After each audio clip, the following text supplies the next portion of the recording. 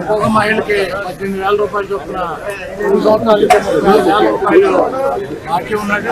అదేవిధంగా ఈ రాష్ట్రంలో 3,000 రూపాయలు ఇస్తానని చెప్పారు. 10-30 లక్షల మంది 15,000 రూపాయలు ఆయన బాకీ ఉన్నది.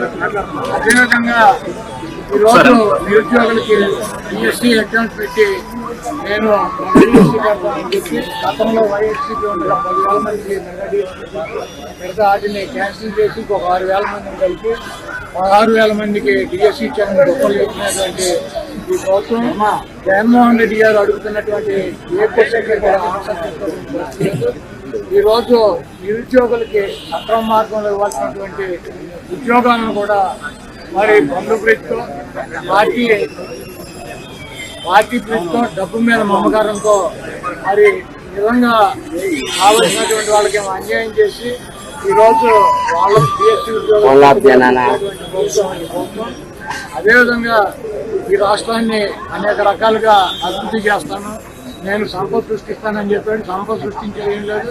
జగన్మోహన్ రెడ్డి గారు 3,60,000 కోట్ల రూపాయలు 5 సంవత్సరాలు అప్పు చేసి 3 లక్షల కోట్ల రూపాయలు ప్రజలకే సంక్షేమ కార్యక్రమాల ద్వారా అందిస్తే ఓకే గగ్గోలు పెట్టినటువంటి ప్రభుత్వం ఈరోజు 3,50,000 కోట్ల రూపాయల పైన ఈ 2 సంవత్సరాల్లో అప్పులు చేసి అంతా కూడా ఆ కాంట్రాక్టు ఈ కాంట్రాక్టు ఈ వర్క్ ఆ వర్క్ అని చెప్పి ప్రజల సొమ్ముని లూటీ చేసి దోచుకునేటువంటి కార్యక్రమం మరి చంద్రబాబు చేస్తున్నాడు.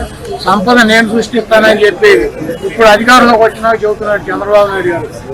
సంపద నేనుగా సృష్టించడం, సంపద సృష్టించడం అంటే పిల్లల్ని ఎక్కువ మంది ఎవరికంటే వాడు ఎక్కువ సంపద సృష్టించాడు.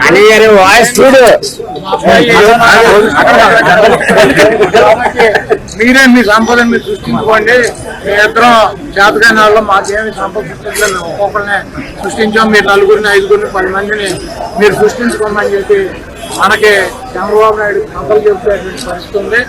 అదేవిధంగా జగన్మోహన్ రెడ్డి గారిని ఆ పార్టీని హోటల్ పార్టీ అని చెప్పి చంద్రబాబు, లోకేష్, తెలుగుదేశం పార్టీలో ఉన్నటువంటి ప్రతి వాళ్ళతోనూ ఆయన ఎల్లో మీడియాతో జగన్మోహన్ రెడ్డి గారు ఆయన పార్టీ అన్నట్టుగా తెలుగుదేశం పార్టీ గొడ్డల పార్టీ లాగా కనపడుతుంది. అది గొడ్డల మామూలు గొడ్డలు కాదు, పరశురాముడి గొడ్డలే. గతంలో మనం చూసిన చరిత్ర గొడ్డలు ఎవరి దగ్గర ఉండేది? శివుడి దగ్గర ఉండేది. శివుడి చేతిలో కూడా ఉంటుంది. ప్రతి మన శివుడికి పూజ చేసే వాళ్ళకి తెలుస్తుంది. శివుడి చేతిలో ఒక చేతిలో గొడ్డలు ఉంటుంది, 2 దుర్గామాత చేతిలో, విఘ్నేశ్వరుడి చేతిలో గొడ్డలు ఉంటుంది. ఆ గొడ్డల్ని తపస్సు చేస్తే పరశురాముడికి ఇచ్చారు. ఆ పరశురాముడు ఆ గొడ్డలతో ఆ రోజు ఉన్నటువంటి రాజుల్ని చంద్రబాబు లాగా మతం వ్యక్తి ముందు కలిసి ప్రజలను హింసించేటువంటి రాజులు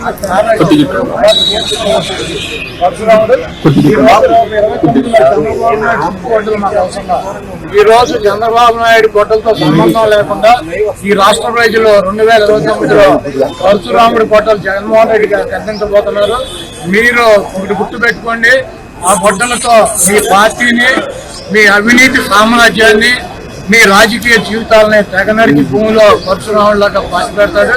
డెఫినెట్ గా జగన్మోహన్ రెడ్డి గారికి గొడ్డల పార్టీ లాగా, జగన్మోహన్ రెడ్డి గారి తీసుకోవడం లాగా మీకు కనపడతాడు. దాంట్లో తప్పులేదు. మీ కర్మ, మీరు చేసినటువంటి పాపాలకి, మీరు చేస్తున్నటువంటి అబద్ధాలకి, మీరు చేస్తున్నటువంటి 420 కార్యక్రమాలకి డెఫినెట్ గా జగన్మోహన్ రెడ్డి గారు మీకు గొడ్డల్లా కనపడుతున్న మీకు మీడియాకి లేదు. అది పరశురాముడి గొడ్డలు తప్పకుండా పరశురాముడి గొడ్డలి 2019లో ప్రజలు జగన్మోహన్ రెడ్డి గారు చేస్తారు. ఆ ప్రజలు ఇచ్చినటువంటి గొడ్డలతో మీ అవినీతి సామ్రాజ్యాన్ని పోగొట్టగలుగుతున్నారు.